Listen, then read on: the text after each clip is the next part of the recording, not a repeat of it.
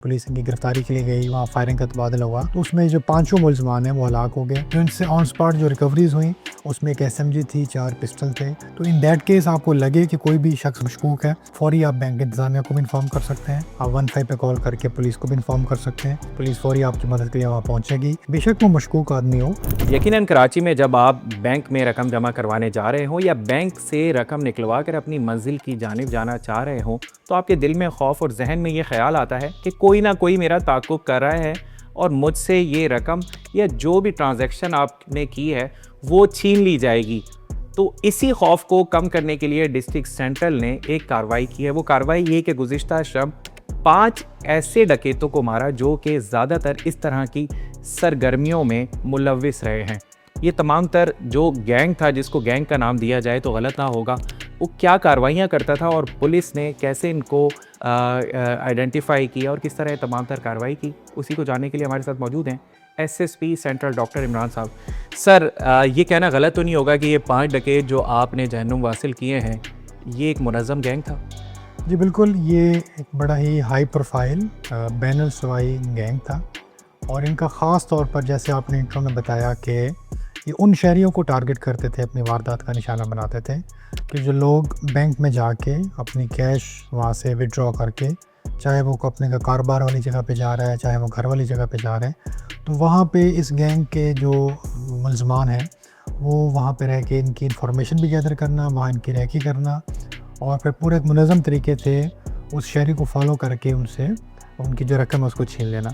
इसी तरह का हमारे पास बेसिकली एक इंसिडेंट रिपोर्ट हुआ 20 अप्रैल को लास्ट मंथ, जिसमें ख्वाजा अजमेर नगरी की हदूद में एक शहरी नासिर ख़ान, वो दूध का कारोबार करता था। वो बैंक गया, उसने अपने वहाँ से अमाउंट विड्रॉ की और कार पे वापस आ रहा था। जैसे वो अपने घर के दरवाजे पर पहुँचा तो पीछे मुलज़मान ने पहुँच के उससे वारदात की। जब उसने मज़ाहमत की तो मुलज़मान ने फायरिंग करके उसको कत्ल कर दिया। उसके बाद पुलिस ने अपने तमाम जो वसाइल हैं उसको बरकार लाते हुए इस गैंग को आइडेंटिफाई किया और लास्ट नाइट जब इनके साथ इनकी इतला थी मौजूदगी की, पुलिस इनकी गिरफ्तारी के लिए गई, वहाँ फायरिंग का तबादला हुआ। तो उसमें जो 5 मुलज़मान हैं वो हलाक हो गए। ये मुलज़मान एक कार पे सवार थे, 3 मुलज़मान, और एक बाइक पे थे। जो इनसे ऑन स्पॉट जो रिकवरीज हुई उसमें एक SMG थी, 4 पिस्टल थे और इस तरह से जो बाइक रिकवर हुई ये वही बाइक थी जो मुलज़मान ने वारदात करते हुए इस्तेमाल की थी। और इसी बाइक को बेसिकली इन्होंने लास्ट मंथ 4 अप्रैल को शाहरा फैसल थाने के रोड से इस बाइक को एक शहरी से इन्होंने स्नैच किया था। अभी तक जो इनका डिफरेंट हमने क्रिमिनल रिकॉर्ड हासिल किया है तो उसमें समीन नौयत के इन पास दर्जनों केसेस हैं, जिसमें रॉबरी के केसेस हैं, डकैती के केसेस हैं, इलीगल वेपन के भी केसेस हैं। और इस गैंग का जो इसको बैनुल सूबाई इसलिए कह रहे हैं कि इसमें कुछ मेंबर KPK से भी हैं, पंजाब से भी हैं, सिंध से हैं, एक यहाँ पे अभी कराची में रेजिडेंट है, इंटीरियर सिंध से भी हैं। और इस तरह के जो गैंग्स हैं जनरली हमारी ऑब्जर्वेशन ये है कि वो जब किसी न किसी जगह पे वो इकट्ठे हो जाते हैं, जब ये अरेस्ट होते हैं, जेल में जाते हैं, वहाँ भी इनका आपस में इंट्रैक्शन हो जाता है। तो यही मुलज़मान मल्टीपल टाइम्स ये अरेस्ट हुए, जेल गए और उसके बाद बेल पे जब रिहा होकर वापस आए तो उसके बाद ये क्राइम कर रहे थे। सर, इसी तरह के वाक़यात पहले भी माजी में कराची के मुख्तलिफ़ इलाकों में सामने आए, जिसमें एक मुनज़्ज़म गैंग, जिस तरह आपने इस तमाम तर कार्रवाई का बताया, वाइट करोला गैंग आया, ये भी उससे कोई मुमासलत रखता था, वाइट गाड़ी, मोटरसाइकिल।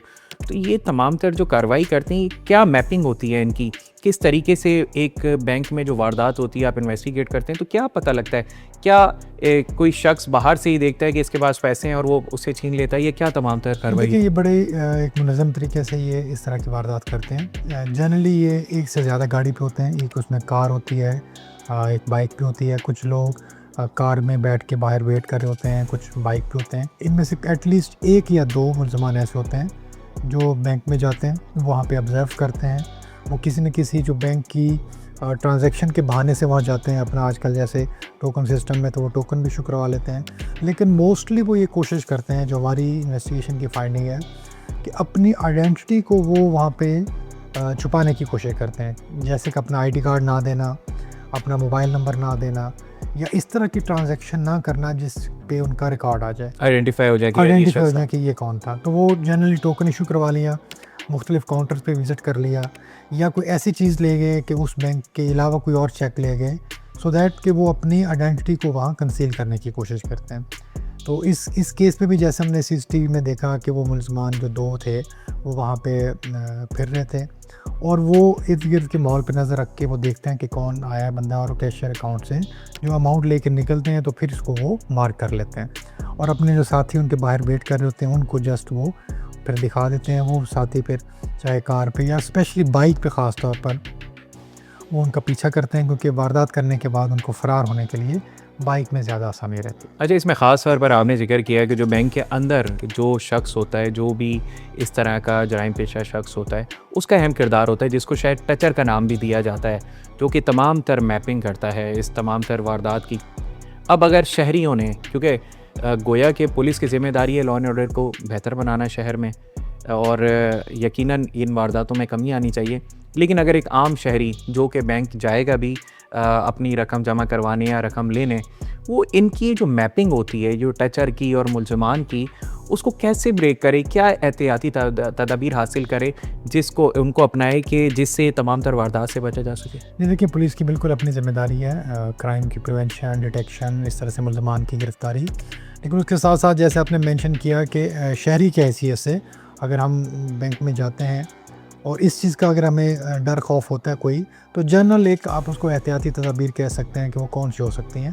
तो उसमें सिंपल ये है कि आप अपनी सराउंडिंग पे थोड़ा सा ही नज़र रखें कि जो आपको लगे कि कोई सस्पेक्ट हो सकता है, वो बजाय को अपनी कोई बैंक की एक्टिविटी में इन्वॉल्व होने के, वो जनरली लोगों को देख रहा है, वो मल्टीपल टाइम फ़ोन पे बात कर रहा है या जस्ट वो बैंक में इधर उधर घूम फिर रहा है या वो डिफरेंट काउंटर्स पे जा रहा है। तो आप अपने इर्द गिर्द के माहौल पे थोड़ी सी अगर नज़र रखें तो आपको कोई ना कोई अगर इस तरह का सस्पेक्ट वहाँ पे हो तो वो नज़र आने की चांस हो सकता है। तो इन दैट केस आपको लगे कि कोई भी शख्स उसमें मशकूक है, फ़ौरी आप बैंक इंतज़ामिया को भी इन्फॉर्म कर सकते हैं। आप 15 पे कॉल करके पुलिस को भी इन्फॉर्म कर सकते हैं। पुलिस फ़ौरी आपकी मदद के लिए वहाँ पहुँचेगी। बेशक वो मशकूक आदमी हो, उसको वहाँ पे चेक किया जा सकता है, उसका क्रिमिनल रिकॉर्ड, उसकी शनाख्त चेक की जा सकती है। इसी तरह से हमारी रूटीन प्रैक्टिस भी है कि ड्यूरिंग बैंक आवर्स हमारी टीम्स, इंटेलिजेंस की टीम्स वो सिविल ड्रेस में भी जाती हैं, वो पुलिस यूनिफॉर्म में भी जाती हैं। हमारे पास जो डिवाइसेस हैं डिफरेंट जिसमें क्रिमिनल्स का रिकॉर्ड होता है वो लेकर जाते हैं। बैंक के बाहर और अंदर जो भी सस्पेक्ट लोग नज़र आ रहे होते हैं उनकी रैंडम जाके पुलिस चेकिंग भी करती है। यकीनन एहतियाती तदाबीर बहुत ज़रूरी है और हर शहरी, क्योंकि अब एसएसपी सेंट्रल ने इस बात को वाज़े कर दिया है कि किस तरह ये जो तमाम तर मुनज़्ज़म गैंग हैं ये कार्रवाई अमल में लाते हैं, इनकी मैपिंग को तोड़ना बहुत ज़रूरी है। आप बैंक जाएं और बैंक जाने के बाद आप देखें कोई ऐसा शख्स मशकूक नज़र आए या उसकी हरकत इस तरह की हो तो रुक जाएं, बैंक से बाहर ना निकलें, 15 पर कॉल करें और अमले को भी इस बारे में बताएं ताकि जितनी भी मैपिंग करते हैं ये मुनज़्ज़म गैंग, इनको ब्रेक किया जा सके। री रूटिंग करें, अगर आपने अपनी मंजिल पर जाना है बैंक से तो उसको री रूट करें, आप डायरेक्ट अपनी मंजिल पर ना जाएं ताकि किसी भी इस तरह की सूरत हाल से, इस तरह की वारदात से बचा जा सके।